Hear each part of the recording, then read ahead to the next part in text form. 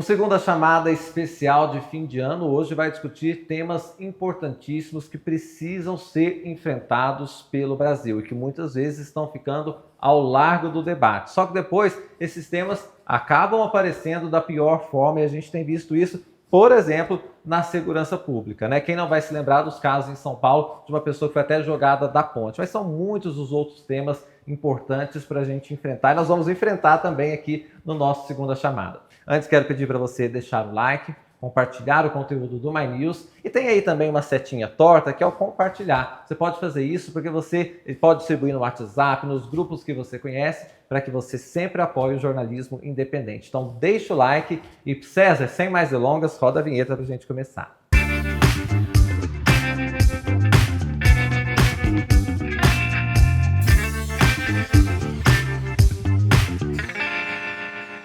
Vamos apresentar então a nossa bancada hoje para essa discussão. Está aqui com a gente o Gilmar Correia, ele é editor do Misto Brasil, e está também aqui com a gente, que muito nos alegra, o deputado Max Maciel, do PSOL, deputado distrital, portanto aqui em Brasília. E a Mara Luque, diretora de jornalismo do canal My News. Deputado Max Maciel, muito obrigado pela gentileza de aceitar o nosso convite aqui para debater assuntos profundos. E eu quero começar, o senhor tem uma experiência tão grande, inclusive em Ceilândia, o boné do senhor está inclusive registrado aí, o amor por Ceilândia, que é mostrar os desafios que a gente às vezes acaba deixando ao largo, a esquerda muitas vezes não enfrenta e eles caem, a realidade impera e eles acabam sendo pautados. Que é a segurança pública, um deles, né? Que foi o que eu abri o programa dizendo. Os casos de São Paulo mostram essa violência policial e essas questões. Você vê também que a esquerda tem uma dificuldade em enfrentar este tema que as pessoas, quando vão votar, levam muito em consideração?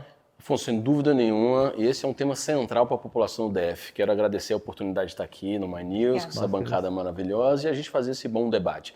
Primeiro, entender que segurança pública, dentro de um conceito inicial, que é uma coisa que perpassa todo cidadão, né, assim, em todos os estados e, sobretudo, no município, que é onde acontece a vida do povo brasileiro, ela está centrada em apenas um agente da segurança pública, que é a polícia. A segurança pública não é coisa só de polícia. A segurança pública é uma agenda de direitos que é onde se reduz violência, com garantia de direitos, né? Onde toda a população, já está preconizado na Constituição, deve participar com direitos e deveres coletivos. Então, é segurança pública, creche, acesso à educação, acesso à justiça, acesso a trabalho e renda, acesso à moradia e uma perspectiva de cidade que seja para as pessoas e com cidadania. Quando você tem apenas a segurança pública vocacionada ou voltada para um agente só, ou seja, para um corpo, e nesse caso no Brasil, seja a polícia administrativa, que é a polícia civil, ou a polícia militar, e aí é uma coisa, mano, você viaja o mundo, você sabe que o Brasil é um dos poucos países que tem uma força policial com a sua configuração militar, com hierarquia, que inclusive gera violência interna nas corporações, atuando no campo, na rua. Então você não tem uma segurança, a nossa segurança hoje no Brasil ela é ostensiva, repressiva, ela não é uma ostensiva preventiva. Você não tem polícia com foco no território, comunitária, com diálogo. Isso é quase assim, policial dialogando com a comunidade, isso é quase um absurdo. São treinados para interferir num problema. E que problema é esse? É um jovem correndo e você não pergunta por que ele está correndo, você vai lá dar 11 tiros neles. Agora, deputado... Você executou um jovem sem perguntar nem por quê. Se ele tivesse pagado, ninguém perguntou se ele pagou, ninguém perguntou se ele furtou, só atiraram nele. E mesmo que não tivesse, não poderia ser morto. Não é esse, né, o estado que a gente... Agora, a pauta da segurança pública ela é dominada pelo centro-direita, né? Sim. Em todos os debates, comissões, etc., tem esse viés. A esquerda ela não entra nesse debate, mas qual é a dificuldade de entrar nesse debate? Uma discussão plana, né? Uma discussão bem democrática, e afinal de contas, por que tem essa história de a esquerda só defende bandido? Assim, acho que esse é um grande debate, porque a esquerda ela pode até fazer parte em alguns momentos, mas ela não está na centralidade da política da segurança pública como um todo. Porque o debate ele é muito mais profundo e acaba que o centro-direita faz uma coisa razoável, que é eu vou resolver botando mais polícia. Como é que você acaba com a violência da senhora que está na parada e é assaltada? Polícia. Como? Prisão. E o nosso debate tange a isso. Né? O nosso debate, por exemplo, não é que a gente está protegendo o bandido ou não. É que nós estamos, por exemplo, qual é a nossa base matriz? É uma sociedade democrática e com direitos. Então, não é que eu estou querendo que um Estado seja mais violento com aquele que eu estou achando que seja violento. Então, a esquerda ela tem dificuldade no dialogar com quem passa a violência no dia a dia, com quem sofre a violência no dia a dia. E demora um tempo para você dar essa volta toda para explicar que talvez nem precisaria de polícia. Só que para a comunidade, ela quer a polícia. Aquela figura me dá a sensação de segurança. É um exemplo clássico. Se você chegar numa parada e ver uma viatura com rotolite a alguns metros de distância, você se sente seguro. Mas a segurança do ponto de vista material não existe. É uma sensação de segurança, porque pode acontecer uma coisa contigo, inclusive com essa corporação. Mas aí, deputado, depende de quem vê. Atualmente, de quem vê isso daqui. Porque eu estava conversando uma vez com um especialista e ele disse o seguinte, ele acha que o começo de resolver a questão da segurança pública é mudar como você falou no começo, o policial, a comunidade, enxergar o policial como partícipes, né? Exatamente, um aliado, um cara deles, entre eles, é a comunidade. Sabe, você está na rua, você conhece, você está levando seu filho para a escola, seu filho conhece o policial. E ele até citou o caso nos Estados Unidos, que algumas séries americanas colocam os policiais como galãs, como, enfim, o good cop, né?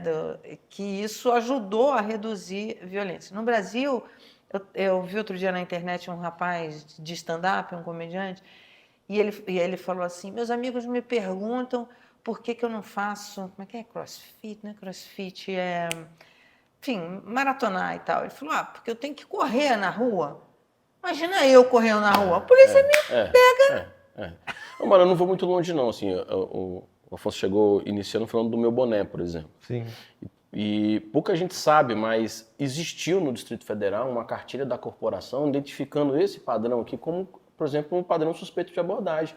Foi daí que surgiu uma coisa no DEF chamado kit PEBA, que era o termo pejorativo dentro da corporação de como você identificava um jovem membro de uma gangue ou não, e não tinha protocolo. O protocolo era porrada. A primeira vez que eu tive uma arma apontada na minha cara foi para um agente do Estado. Agora imagina eu, um jovem, voltando da escola, ter uma arma apontada para minha cara e me chamando de vagabundo. Quantos anos você tinha? Eu devia ter uns 15 anos. Isso nunca saiu da minha cabeça. Isso é uma violência. Não, perversa. Eu apanhei da instituição. Eu tinha meus bonés quebrados. Então, assim, isso como método, não é uma coisa, é método. É método. E aí, não é que a gente, vocês também criticam a polícia. Não, essa polícia não é o que a gente quer. Essa polícia que identifica um jovem voltando da escola como um potencial agressor e aponta uma arma para a cara dele e depois de 15 anos, mais de 15 anos, ele nunca esqueceu, isso acontece diariamente. Então a polícia, a partir do momento que ela vira uma sensação de segurança para um determinado grupo, que pode ser a mãe, que pode ser o pai, que pode ser qualquer um, eles tornam um problema para o outro lado. Por quê? Porque essa mesma sociedade pede que essa polícia dê porrada, pede que essa polícia seja a que vai enfrentar. Né? E a gente não quer resolver os problemas sinceros da população, né, da sociedade no Brasil, que é alta concentração de renda, uma exclusão social terrível. Nós estamos falando da capital do país, onde não há tensão social. A gente não tem as periferias, favelas próximas tensionando o chamado centro. A elite está distante. Estão sofrendo lá no Itapuã, estão sofrendo dentro da estrutural. E quando a polícia chega, não é essa polícia presente, é aquela que foi ligada no 190 e que não sabe nem quem é o problema. Então ela vai chegar com o pé na porta, acelerando, engatilhando arma. Nós temos dentro da matriz da Secretaria Nacional de Segurança Pública para todas as corporações que as ações dos agentes de segurança pública devem se basear no seu protocolo como o uso seletivo da força. Sim. Por que a gente... Você quer imobilizar alguém? Um taser. O jovem já estava no chão, por exemplo. Ele não poderia ter ido lá, pegado aquele jovem, chamado a polícia, identificar o que foi. Quando a gente legitima que o Estado penal pode suprir da sua força a qualquer custo e recebe menções honrosas, a gente muda para uma barbárie. De uma corporação que nunca vai ser julgada, isso é um problema. Por exemplo, o que nós defendemos? Controle externo da atividade policial. Só São Paulo tem ouvidoria independente. Os estados não têm ouvidoria independente. Sim. E fica todo mundo dizendo, mas por que vocês querem fazer uma ouvidoria? Olha só, eu estou, né, na verdade, um parlamentar. Eu sou altamente investigado, fiscalizado, né? Nossas contas na Câmara Legislativa são todas abertas, está lá o imposto de renda, tudo disponível. Por que aquele agente do Estado não pode ser também fiscalizado por um conjunto que tem a sociedade civil organizada, né, ali, partícipes, para entender? Mas o que a gente sabe, todo mundo, onde tem as maiores tensões, onde acontecem os maiores furtos, as tentativas de crime letal contra a vida, os problemas de tráfico de droga, qualquer território, quem vive minimamente, sabe onde tem as maiores tensões. A polícia não sabe? Agora, deputado, me parece que existe um outro patamar nessa discussão de segurança, que é a questão da justiça. Né? Uma pessoa é presa 15 vezes, 10 vezes, muitas vezes ela sai antes da delegacia, antes que o boletim seja formatado. Quer dizer, essa questão da segurança, ela permeia a questão da justiça, né? Essa velocidade com que a pessoa vai lá e comete o crime e tá comete na rua, de novo, né? etc. e tal. E isso deixa realmente uma sensação de insegurança, de impunidade. Não tenho dúvida disso. Assim, eu vejo assim que esse vai ser outro dilema nosso, né? Nós vamos apoiar uma política de encarceramento ou de desencarceramento? Né? Mas, deputado, a política de encarceramento, ela não se mostrou muito eficiente. Eficaz não é. Até porque a maioria está preso com pequenos portes de entorpecente. Quais são os maiores? O crime letal contra a vida, por exemplo, que é um crime abominável, é o menor dentro dos presídios num país que é a terceira maior população carcerária do mundo. E eu entendo que para as pessoas que sofrem violência, qualquer um de nós sofresse violência, e o seu agressor ou o seu, enfim, do qual você foi vítima, está liberado e você está respondendo... Mas essa questão do prende e solta, ela está aí. É preciso ser enfrentada, né? Agora, tanto pela esquerda como pela direita. Mas eu acho que a questão do encarceramento, o ex-ministro Jungmann, uma vez entrevistando ele falou isso. Ele falou assim, olha, a gente prende muito e prende mal. É isso. E, na verdade, e aí, conversando, a gente fez algumas entrevistas nessa área de segurança pública com especialistas, e o que eles dizem é o seguinte, você acaba alimentando o crime organizado, porque quando você prende mal, você, na verdade, está formando... você está fornecendo e treinando mão de obra para o crime organizado. Mas eu não falo nem desses crimes mais de fala potência dos pequenos, maior. Os pequenos, entende? Que é exatamente a questão do vizinho, lá da rua, você está dentro de um ônibus, etc. E tal. Isso dá uma insegurança para a população. Isso é falar. Aí a esquerda tem que falar exatamente daquele problema comum. O que a gente vai ter que passar primeiro? Existem outros métodos punitivos e restaurativos. Então, às vezes, a gente prende, por exemplo, um jovem que furtou um celular e vai pagar 5 celulares dentro da cadeia todo mês para ele, ao invés da gente fazer com que ele repare a vítima com multa, com indenizações do que ele cometeu. Você pode pensar essas formas de escalonar. O grande problema central, e aí não é uma justificativa para cometer, porque não podemos também romantizar a pobreza e achar que a pobreza por si só é base que dê o pontapé nisso. É entender que nós vivemos numa sociedade capitalista de alto consumo, onde padrões estéticos de determinados produtos é que determina, por exemplo, quem é o quê, né, na nossa sociedade. O senhor dizia do kit para a polícia identificar alguém e ir para cima, por exemplo, é um padrão estético. É um padrão estético, sem dúvida nenhuma. E ao contrário é uma verdade. Então, se você tem também uma série de predisposições estabelecidas no território, de contratos sociais estabelecidos, isso é desde a história de quando existiu a sociedade, do que era o limite ou não. Então tem as pessoas que fringem esse limite, nós temos que controlar ele, de fato. Agora, encarcerando vai custar cada vez mais caro para nós. E então, não resolve. Não resolve. O que nós podemos pensar aí? A gente pega os países que têm baixíssimas criminalidades. Primeiro, uma sociedade mais igualitária, acesso às mesmas ações e oportunidades. Isso nem é comunismo, né? Só para deixar bem claro. Políticas restaurativas,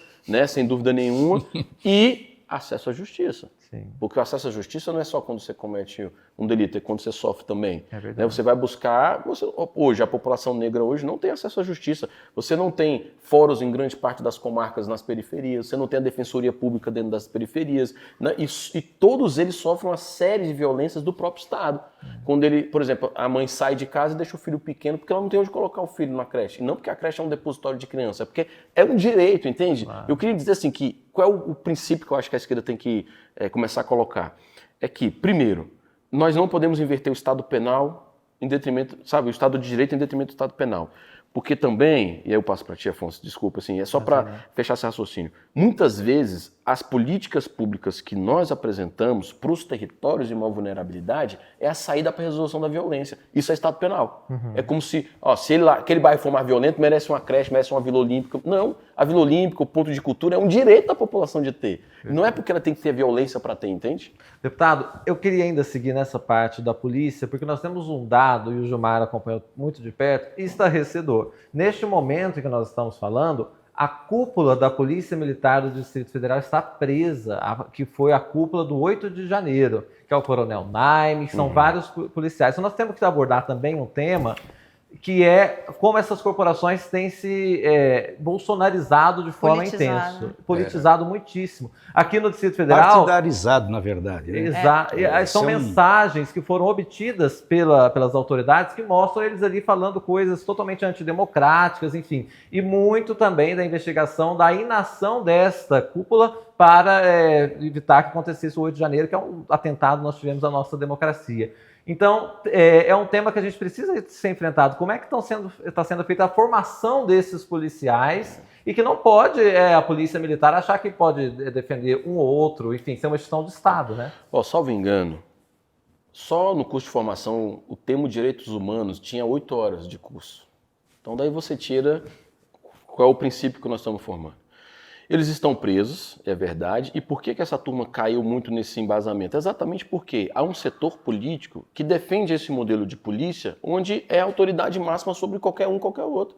Que pode fazer a letalidade e não vai ser punido, que pode infringir leis e que não vão ser punidas. Você tem, recentemente, o governador do Goiás foi numa reunião com o presidente e falou: eu não boto câmera nos meus policiais quase não, assim. Insistiu então, de novo, meus policiais não tem câmera. Não tem câmera. Não vai ter. É como se fosse assim, e estão lá para fazer o quê? Aí você vai no Goiás e você escuta, aqui a polícia não dá mole não. Aqui. E aí você não tem. Qual é a resolutividade, desses policiais no que acometeram?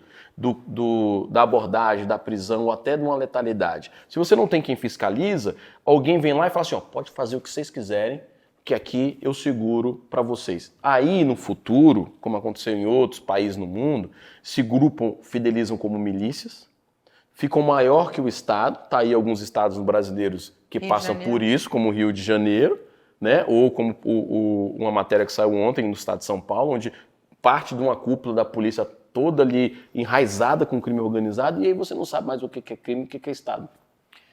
Esse avanço do crime organizado, e aí entra diversas discussões, eu acho, para o avanço do crime organizado.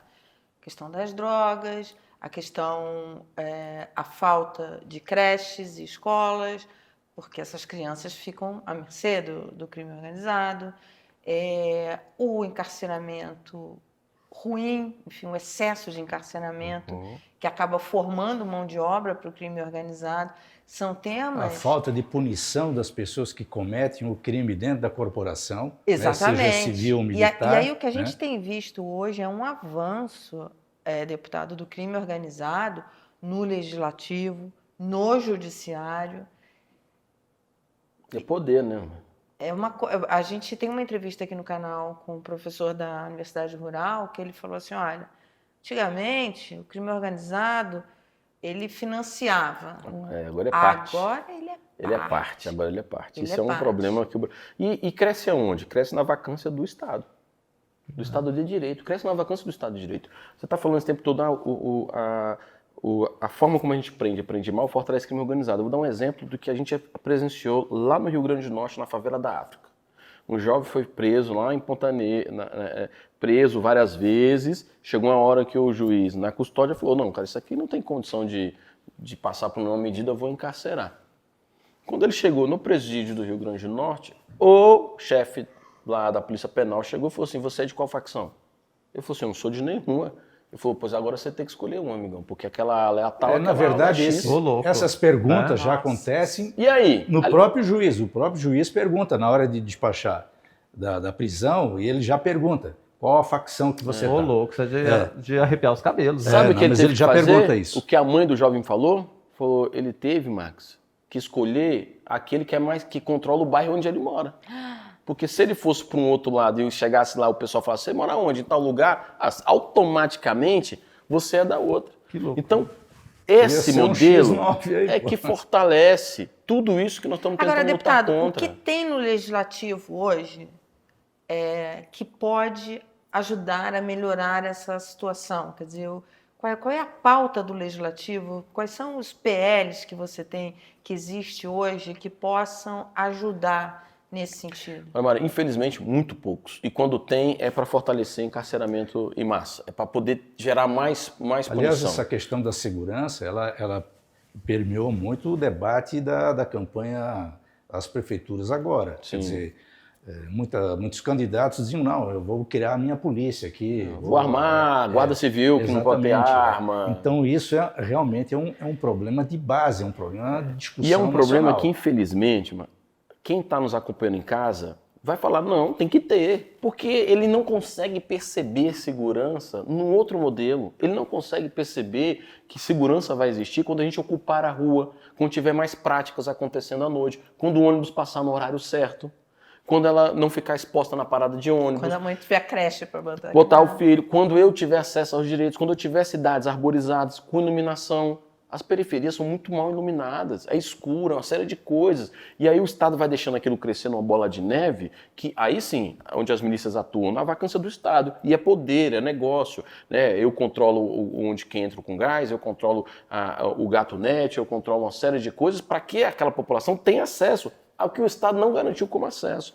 Então, infelizmente, o legislativo hoje, no Brasil todo, em todas as câmaras, é um debate muito raso. Você pega o Congresso Nacional, ou é para reduzir a idade penal, o debate, para aumentar punições em determinadas áreas, ou para impedir que essas forças de segurança, quando extrapolam o seu limite legal, sejam penalizadas. Então, senão, não vamos avançar nesse gato e rato de dizer, para acabar com a vagabundagem, vou botar a polícia na rua. Não vai acabar, porque é uma consequência grave. Pelo contrário, como tem muito dinheiro circulando, o que nós estamos vendo na prática? A corrupção generalizada em alguns estados, em alguns espaços.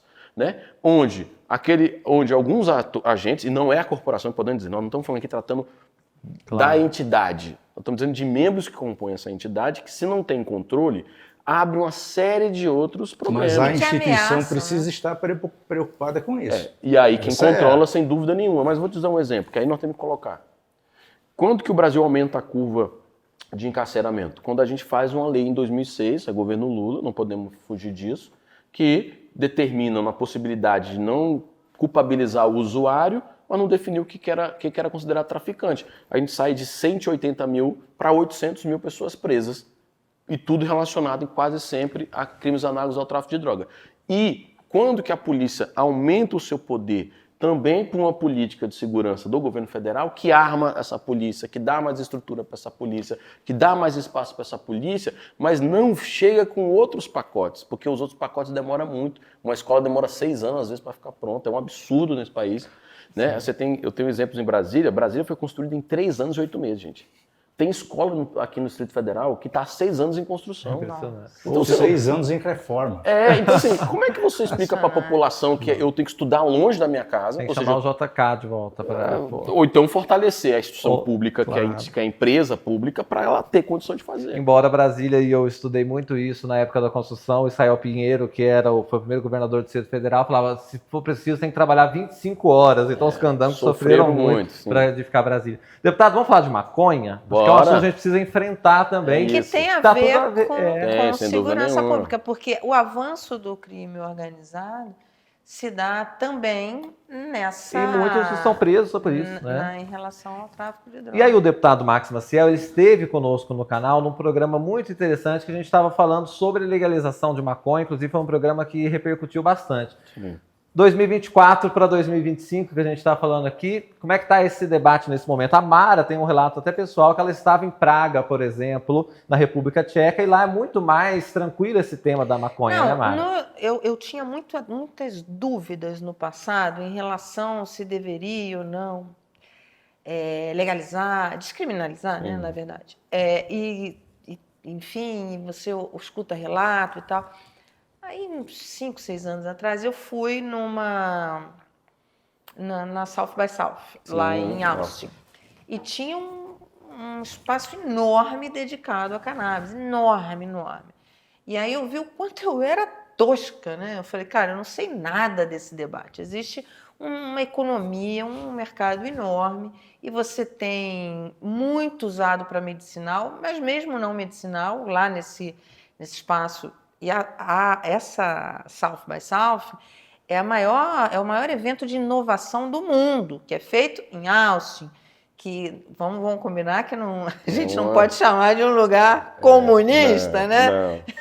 Cheio de conservadores, e estava lá, e aí você tem tudo, tem cosmético, roupas, medicinal e tal, uma série de coisas. Ali eu falei, cara, é um absurdo o quanto esse assunto tá atrasado no Brasil. E eu entrevistei uma empresária, está até no canal essa entrevista, que ela tem... eles fazem um roteiro de cannabis, mas para recreação, não era nem medicinal, hein? Para recreação e tal. E ela falou, não, o Brasil é um mercado muito potencial, a gente quer fazer alguma coisa. Era governo Bolsonaro. Eu falei, minha senhora, acho que não vai dar. Acho que não vai rolar. Mas aí a gente vê o quanto está atrasado nisso, porque é uma economia enorme que gira em função disso. Nova York, você anda, tem as lojas de cannabis. Lisboa, onde eu moro, tem as lojas de cannabis. Portugal há mais de 20 anos. E Praga? Aí eu tive agora, no meu aniversário, minha irmã foi encontrar comigo e a gente foi até Praga. Conhecia ou não conhecia Praga. Aí fomos lá e tal. Aí chegamos pro mercado para comprar água, sei lá, que ela ia comprar algumas coisas. Estava lá no supermercado. Você tem água, suco, biscoito e tal. E tem os chás de cannabis, os chocolates no supermercado. Suplementos alimentares. Totalmente tranquilo. Eu estava brincando, até contei, né? A gente comprou o chá, o chocolate, e de noite a gente fez no hotel o chá, e a gente botou a caixinha onde fica ali as coisas do hotel, né? E a gente estava, eu e minha irmã, deitadas, vendo televisão e tomando chá. A gente fez o chá. Aí ela falou assim, vamos filmar e mandar para a mãe. Aí nós filmamos. Eu nem botei isso nas redes, porque eu fiquei com medo de ficarem mentindo. Mas aí a gente foi filmando, a gente filmou assim, os pés da gente na cama, a TV, aí a gente focou na caixinha, né? Que tem assim, aquela coisa de reggae e tal, uma coisa bem assim. Focamos na caixinha e tal. Aí mandamos para minha mãe assim, sextou, mãe. Aí ela... Suas maconheiras, volta já para casa. Vocês não têm mais idade para isso. Onde assim, a gente começou a que a ideia das pessoas é essa. E muitos desses produtos nem tem o THC, que é o princípio. Esse já não tem, que muitos consideram vilão. E eu queria juntar isso com os dois temas. Primeiro, eu acredito numa segurança pública com cidadania, focada no território, com a sobreposição de ações, onde o agente de segurança faz parte, mas todas as ações de direito também fazem parte. É nisso que a gente quer apostar. E no debate sobre drogas é a mesma coisa. Ninguém quer ou ninguém gostaria de ter, e quem tem sofre isso, uma pessoa na família que tem transtornos por uso abusivo de qualquer substância. Perfeito. Vou falar do açúcar, que dá diabetes, que é uma das grandes problemáticas no Brasil hoje. É uma droga pesadíssima, está aí estabelecida em vários mercados. E o álcool. Todas as diligências que nós fizemos em delegacias, em um final de semana, um plantão, de sexta para sábado, observa as ocorrências que vão acontecer. Gilmar, você vai estar lá, você vai ver. Desinteligência entre vizinho, o álcool. Agressão doméstica, o álcool. Aumenta mais no trânsito, os crimes no final de semana. Feminicídio. Ninguém quer proibir o álcool no Brasil. A gente quer o quê? Regular, estabelecer controles e ter uma comunicação constante dos riscos do uso abusivo dessa substância. A mesma coisa com outras substâncias, que infelizmente estão estabelecidas. No caso da maconha especificamente, primeiro, é um debate que eu acho que o Brasil já passou de superar e nós estamos até cansados de ficar repetindo ele, porque nós estamos tão atrasados que talvez, de novo, seremos um dos últimos países a tomar uma decisão acertada em algum momento. Por quê? Não resolve o problema. Pelo contrário, estabeleceu-se um critério raso sobre o tema e agora começaram a permitir Porque eles acham que existem duas maconhas diferentes. Aquela que eu posso usar do modo medicinal e aquela que é do demônio, do diabinho, que sei lá, que vai fazer mal para alguém. É a mesma substância. O que nós estamos tratando primeiro é sobre o seu controle de uso, né? Como você bem viu lá no mercado, em Praga, o CDB isolado é suplemento alimentar, melhora a parte intestinal. Agora, como é que eles fazem, sabe disso? Com pesquisa, com ciência e tecnologia. O Brasil tem dificuldade de fazer ciência e tecnologia. Então você tocou num ponto que eu acho que hoje a sociedade, mesmo conservadores, com as evidências científicas, tecnológicas que mostram do uso do CBD para melhorar uma série de coisas. Não só o CBD, mas o THC. Sim. Eu acho que isso vai trazer. Por quê? A pessoa começa a mudar a percepção em relação a esse tema, ou com informação, ou quando tem algum familiar com problema. Aconteceu isso no estado de São Paulo. É o canabidiol, muitas vezes. Né? Aconteceu isso no estado de São Paulo, com o governo Tarcísio. Aconteceu aqui em Brasília, com o parlamentar também. Pois é, o governo Tarcísio, né? O governo Tarcísio não é um governo comunista, mas está lá, né? Está lá. E é importante o que ele está fazendo. Isso tudo foi um avanço do quem? E aqui eu quero até mandar um abraço para a RENFA, que é a rede feminista antiproibicionista. São as mulheres. Porque você leva uma mãe ou uma mulher, sabe, que usou no seu ente a medicação ou o uso dessa substância que trouxe uma significativa condição de melhora para o quadro que está estabelecido, você não tem como enfrentar. Então a gente avançou porque as pessoas quando usam, ou alguém que usa perto, sobretudo agora, no momento que nós estamos, que o Brasil está identificando e aprendendo a laudear pessoas do espectro autista, entendendo que inclusive tem uma série de problemáticas que antes era ignorado, era colocado em uma caixinha separada da sociedade e que parte desse produto começa a fazer sentido, as pessoas começam a falar assim, opa, não é tão assim. Mas qual é o perigo disso tudo? Onde está essa problemática? Não está na farmácia, não está no mercado. Está no extra fora, na sociedade. Por quê? Porque, Mara, legalizado, essas drogas já estão. Quem quer sabe onde compra e vai comprar e vai usar. O problema é quem está sendo encarcerado por isso. E aí eu fiz aquela fala naquela entrevista, Afonso, é isso. Quem está sendo encarcerado tem cor e tem CEP. É um território específico, com uma raça específica que está sendo criminalizada por estar usando essa substância. Óbvio que a gente não quer que ninguém use e tenha. Nós temos que enfrentar. O que é que gera essa violência? O que é que gera esse dano todo? Primeiro, desemprego, baixa estima, baixa capacidade de produção, a falta de série de perspectivas de acesso, de forma geral. Então, e aí eu quero encerrar dizendo assim, nós temos lá o neurocientista Carl Hertz, que fez o Preço Muito Alto, que é um livro, e ele fez investigação lá na Califórnia e entendeu uma base que é princípio também nossa. O que a classe média e quem tem mais recurso, quando usa substância, em tese, tem menor propensão de ter uso problemático ou quando tem, sai mais rápido? Primeiro, pelos acessos de informação e conhecimento. Vão para a clínica mais especializada. Mas quase sempre o uso nesses ambientes é um uso recreativo. É um momento, é uma fase de busca da fuga da consciência, ou religiosa, que também existe, né? E o que acontece nos territórios onde tem a maior propensão à pobreza? É que é fuga da consciência.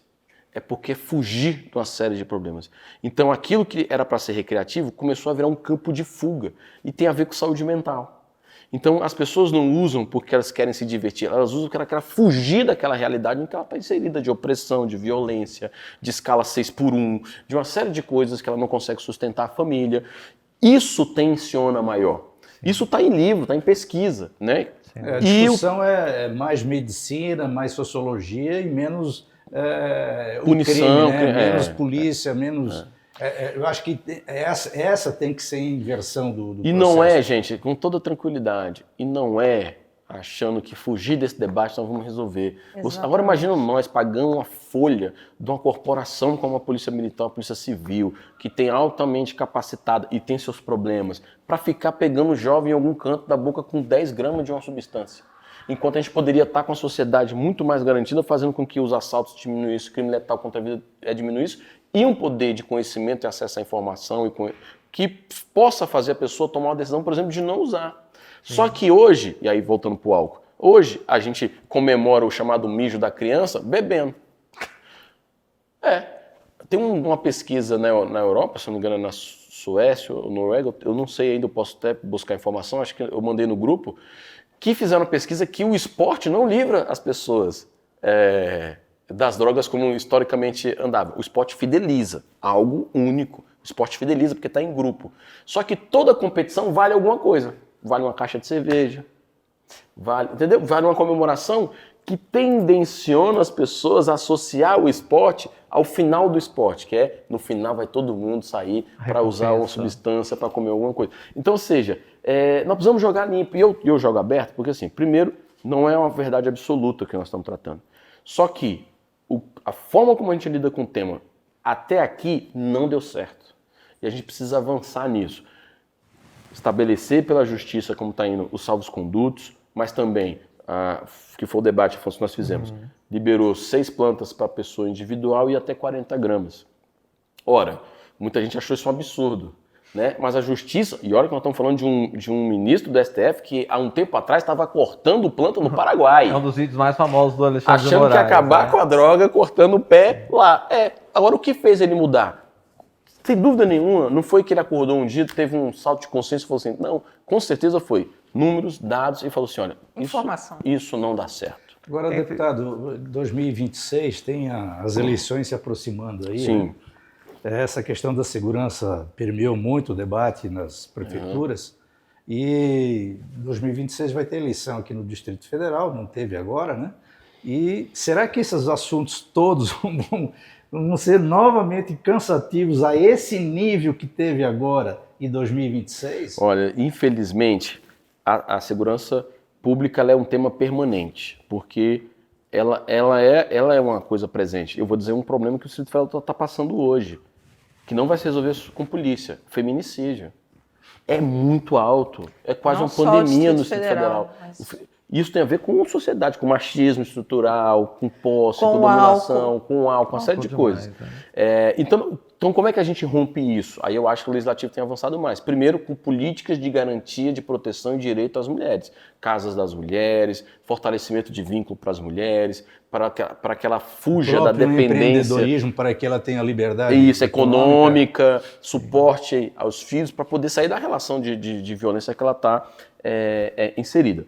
Então, sem dúvida nenhuma, a segurança sempre vai ser um foco importante. O problema é que os estados sofrem com os debates mal resolvidos nacionais e que não resolve aqui. Por exemplo, legalização não resolve no DF.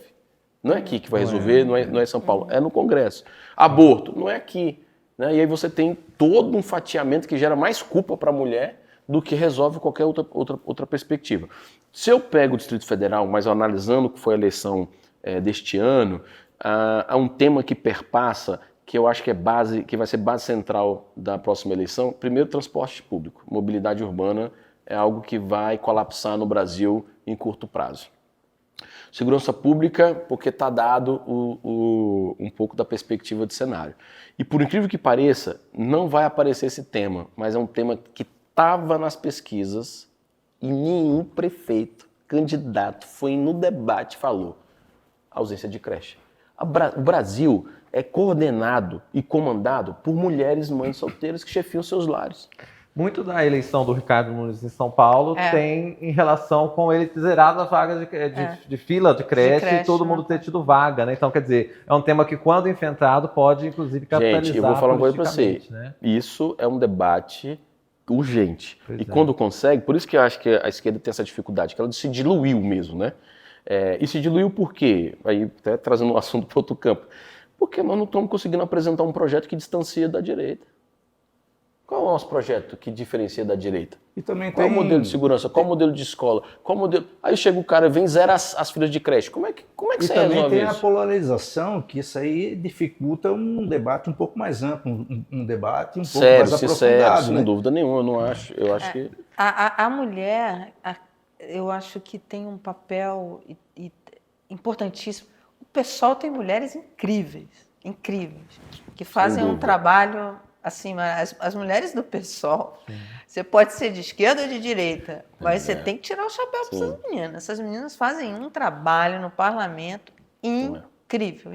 São incansáveis. São incansáveis. Inclusive, a deputada Sâmia sempre está aqui com a gente. E a deputada Sâmia, assim, outro dia eu estava vendo, a participação dela nas comissões, é uma coisa incrível. Você fala assim, cara, que legal você ter um... Ela enfrenta, ela vai lá, enfrenta, e você vê que ela estudou o assunto, né? Ela vai lá e enfrenta. A nossa deputada Érica Hilton, por exemplo, se ela não trouxesse o debate do 6x1, que era uma ação de movimento social da classe trabalhadora reivindicando, obviamente que o Rick se elege depois por isso, se ela não coloca na pauta, quem é que a coloca na pauta? Porque nós temos que enfrentar um debate que está dado, né? Não, a Érica é impressionante. A Érica é uma política, na verdade, assim, em ascensão. O pessoal digamos, é um produto de uma renovação que não estava acontecendo no PT. Sim. Né? Então, eu acho que esse é o grande problema estrutural da política brasileira, que ela não te permite uma renovação.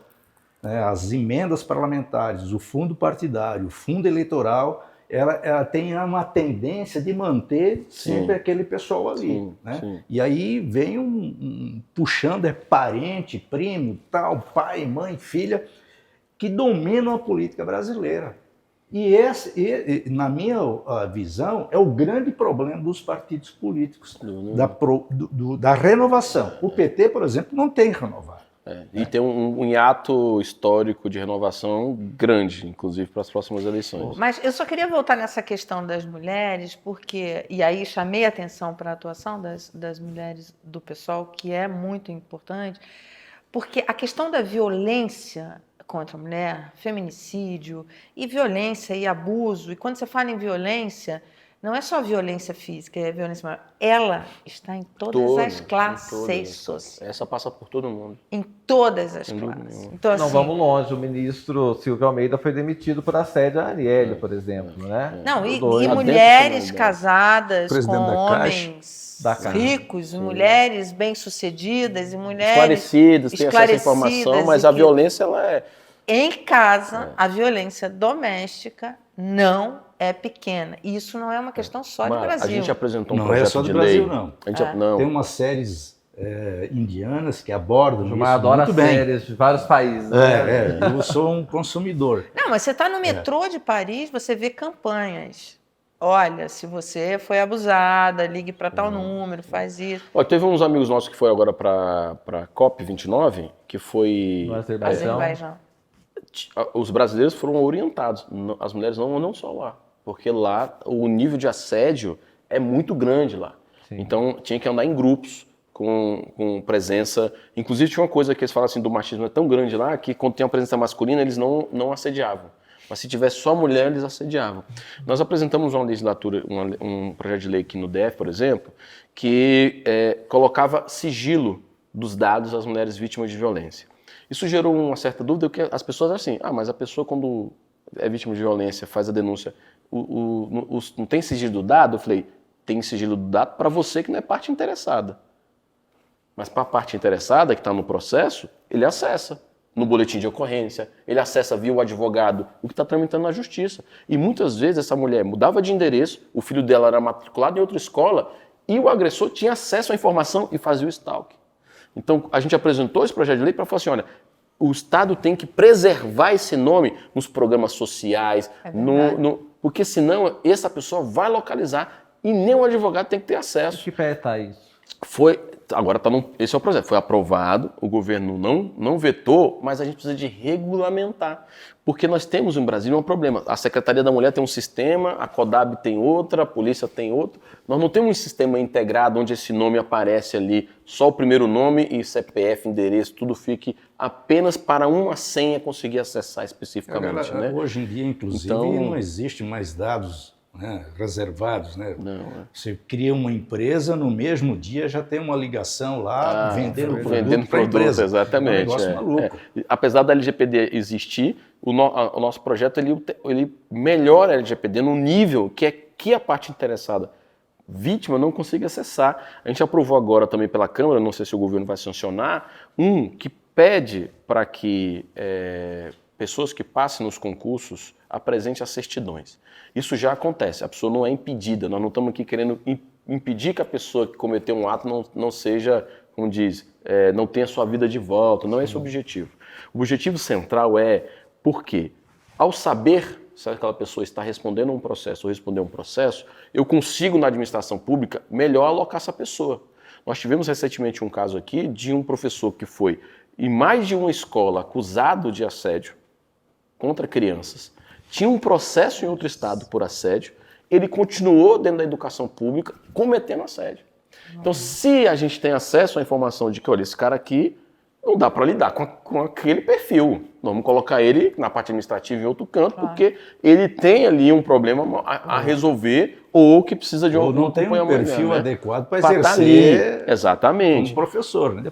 E a gente precisa disso tudo. Então, assim, nós temos avançado na legislação de proteção às mulheres, nós temos avançado muito, mas tem um princípio fundamental que nós vamos ter que romper, que isso parte da escola. É ensinar tanto as mulheres a se defenderem, a identificarem abusos, que muitas vezes não é violência física, né? Tem uma série de outras violências, mas também aos homens a desconstruir esse papel de posse, a desconstruir esse papel de que pela força, pela dor, vai recompor, seja a sua honra, porque até um tempo desse atrás o crime de honra era lei. Né? Então, assim, gente, nós estamos, é um tempo curto para melhorar isso tudo.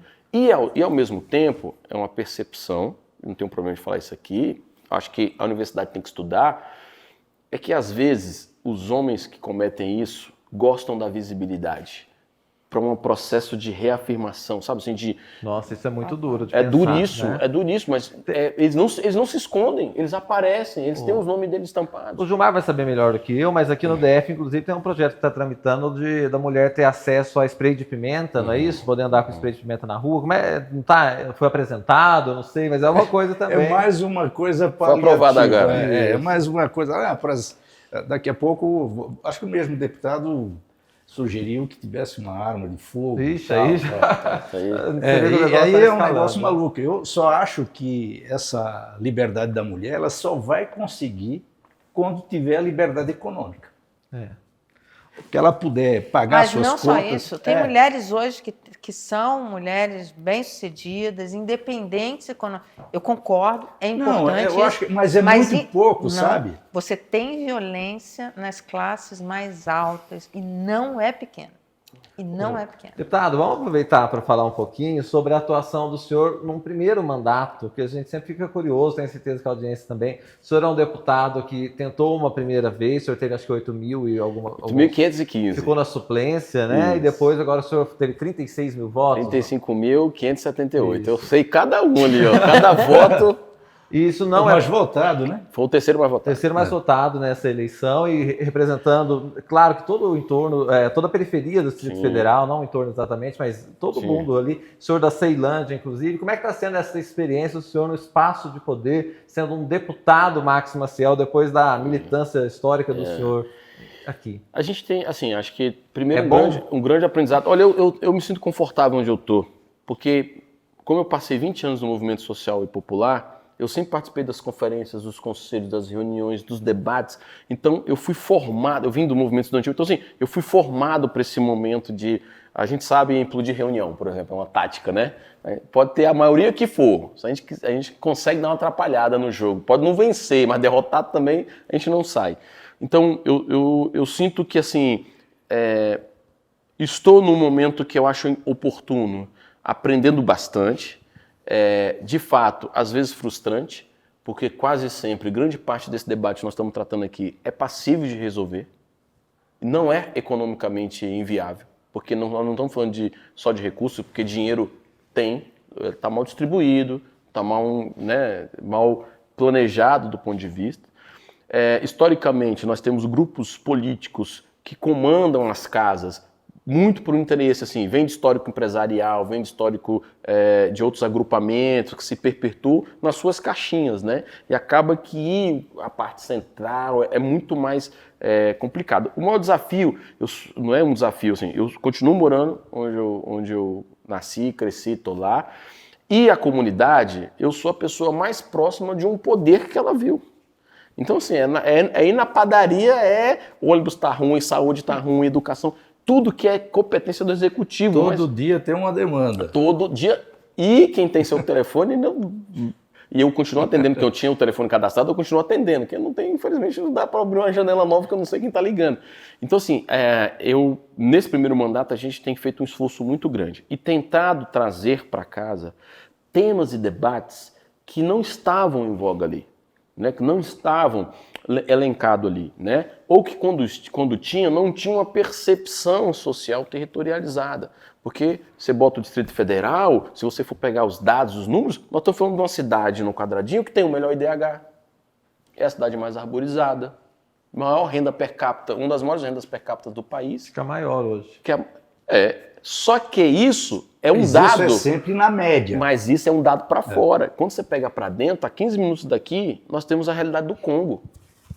A pior renda per capita. Congo? O que é Congo? Congo é um país Ah, tá. na Entendi. África. Pensei que era uma comunidade. Não, eu não sabia que porque tinha. Mas nós temos vários o plano Congos. piloto, o plano Como tem o nome, piloto, ele é o perfil da Noruega. Sim, A estrutural é o perfil do Congo. sim, entendi. Não tem água potável em uma parte da cidade, da estrutural, onde tem, sei lá, quase 10 mil pessoas que vivem com 200 litros d'água para 6 pessoas por dia. A família não sabe se lava roupa, se toma banho ou se faz comida.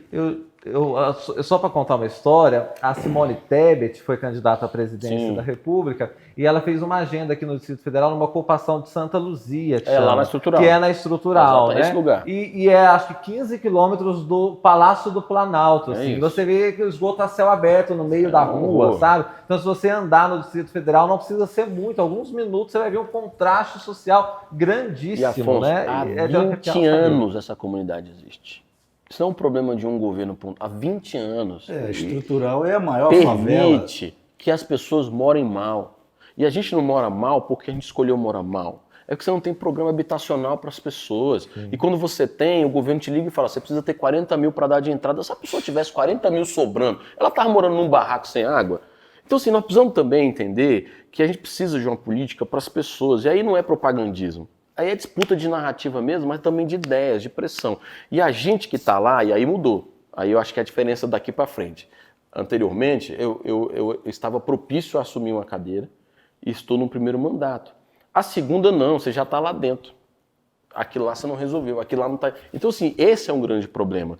Porque muita gente atribui ao parlamentar, porque é talvez a figura mais próxima que ele consegue enxergar, os problemas que são do executivo. Pedem para construir hospital, pedem para construir posto de saúde, tem problema com medicina, com médicos, né? Que é outro grande problema no Brasil. No nós DF, temos, então. nós temos fuga de profissionais A gente está tremenda. caminhando aqui para o final do programa. Eu queria muito que você falasse com os jovens, porque assim, o Afonso te chama de senhor, é até impactante, né? A gente vê o Afonso chamando ele de senhor. Você é um jovem que tem uma trajetória de militância e trabalho. Qual a sua idade? Que foi para a política. 42.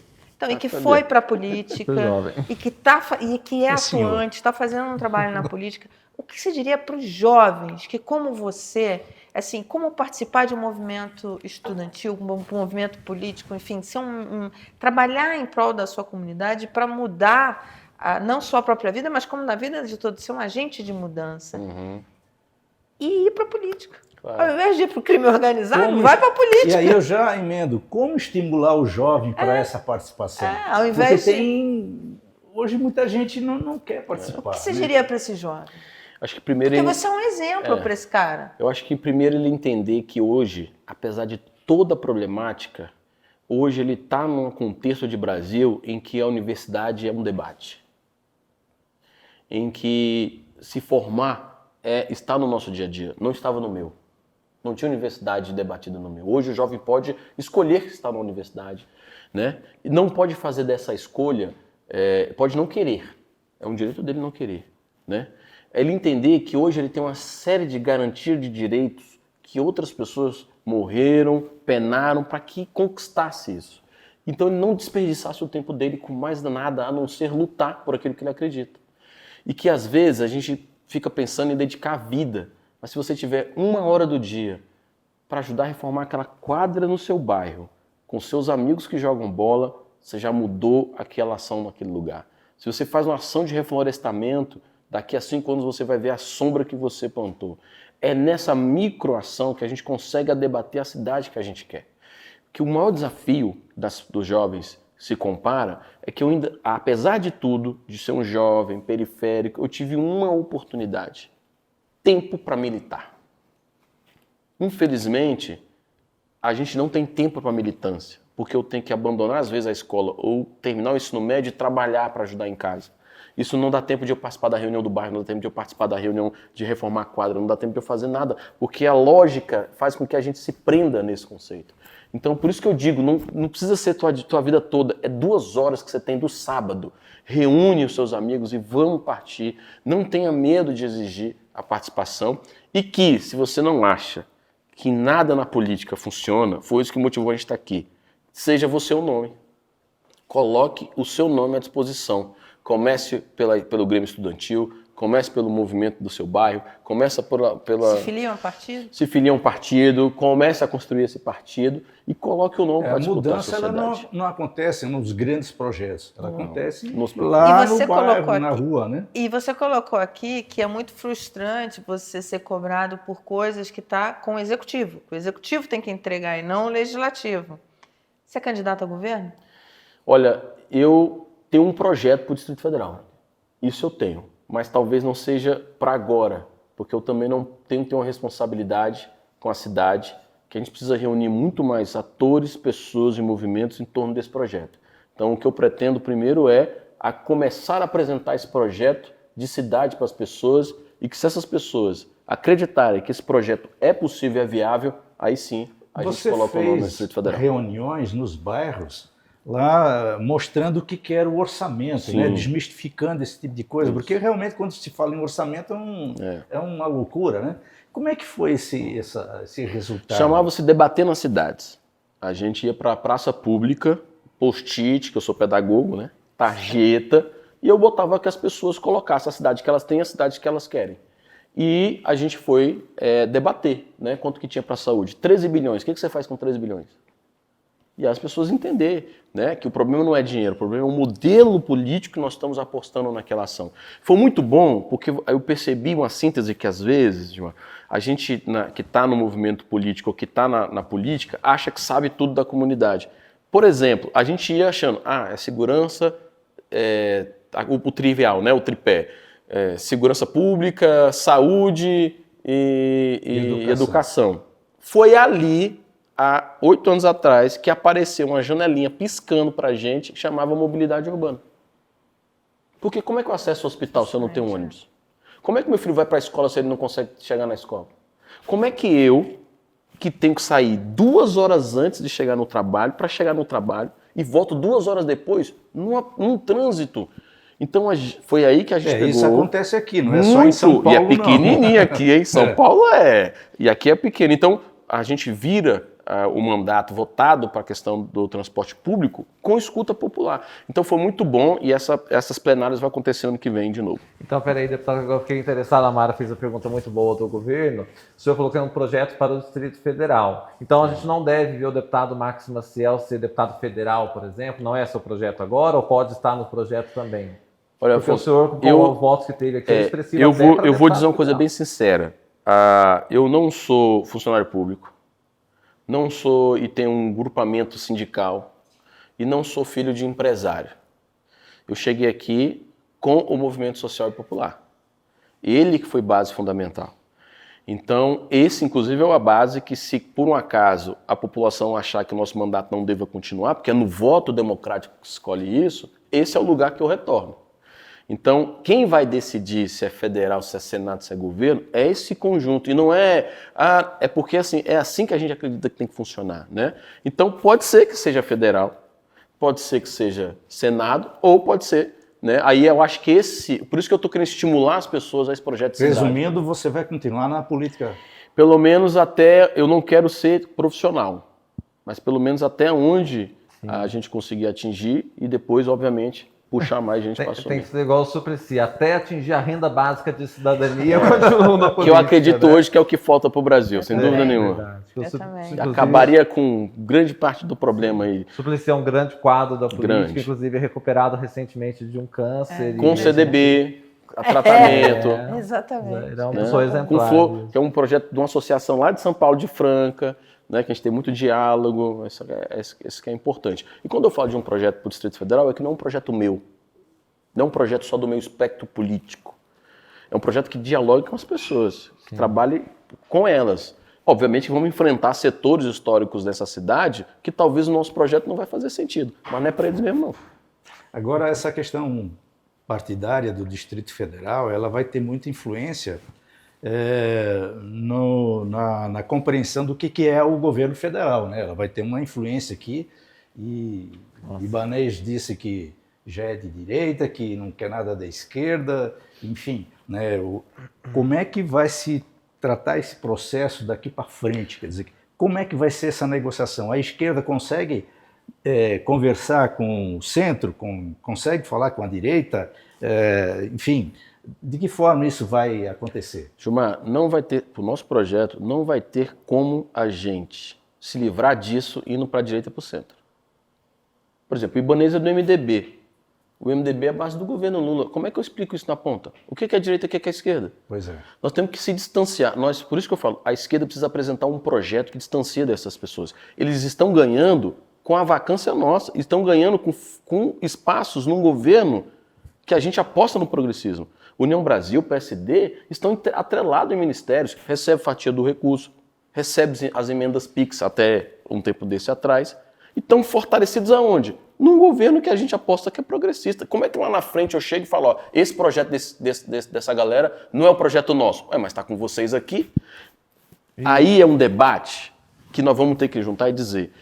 Por isso que eu falo, nós não estamos conseguindo distanciar o nosso projeto do que está aí. Por isso que a esquerda, em muitos municípios, tomou ferro. Porque é o mesmo projeto, nós não estamos conseguindo se distanciar. Então, eu não vejo saída para nós indo para o centro. A saída é para a base, a saída é para cá, é para dentro. Perfeito. Bom, gente, quando a conversa é boa, o tempo logo passa. Foi o que aconteceu Fazer aqui o 2. no nosso segunda chamada de hoje, um segunda chamada especialíssimo que estamos gravando aqui dos estúdios da Reag Investimentos no Mané Garrincha, belíssimo estádio aqui de Brasília, que agora está muito bem utilizado com esses camarotes, né, que viraram inclusive escritórios de trabalho, e a gente está gravando aqui na Reag. Deputado, muitíssimo obrigado pela gentileza de aceitar nosso convite. Eu que agradeço, estou sempre à disposição, viu? O senhor vai precisar voltar mais vezes, Por porque favor. A gente propôs aqui debater assuntos importantes, mas tem muitos outros que a gente precisa enfrentar, né? Quero começar os agradecimentos pela Mara Luque, diretora de jornalismo aqui do My News, nessa maratona de fim de ano que a gente está fazendo. Ele me colocou fazer uma maratona aqui. Não, foi muito bom a participação de vocês. Deputado, é sempre bom conversar com políticos da direita, da esquerda, do centro, mas que tenham um compromisso. E você é um político que a gente gosta de conversar, sabe? Porque senão se fala que nenhum político, que todo político é corrupto, que todo político não faz nada, e não é verdade. Você tem grandes políticos brasileiros, você é um exemplo disso, como eu falei, as meninas do PSOL. O PSOL tem feito um trabalho parlamentar incrível, e com apoio até de conservadores. Eu conheço pessoas muito conservadoras e que reconhecem o trabalho parlamentar que é feito pelo PSOL. É isso aí. E a você, muito obrigada. Obrigado, Gilmar Correia, do Misto Brasil. Tranquilo, Volte. muito obrigado. Gilmar, a gente tenta trazer ele, mas não é sempre, é difícil. É difícil, é difícil. Ele faz um charme, mas ele sempre está aqui com a gente, inclusive no segunda chamada também. Deputado Max Maciel, o agradecimento especial ao senhor e volte sempre aqui no My News. Eu que agradeço, estou sempre à disposição. Para nós é fundamental trocarmos essa ideia e deixar também as pessoas que estão acompanhando o My News, segunda chamada, acompanhar o nosso mandato nas redes sociais e também fiscalizar, cobrar, que isso é fundamental. Elogiar a assessoria do senhor, que faz um ótimo trabalho, inclusive nas redes sociais. Ali, ó. As meninas Estamos aqui ali. acompanhando nos bastidores da nossa gravação. Ali, ó. Gente, muito obrigado pela audiência. Nos encontramos em breve na programação do My News. Tchau, tchau.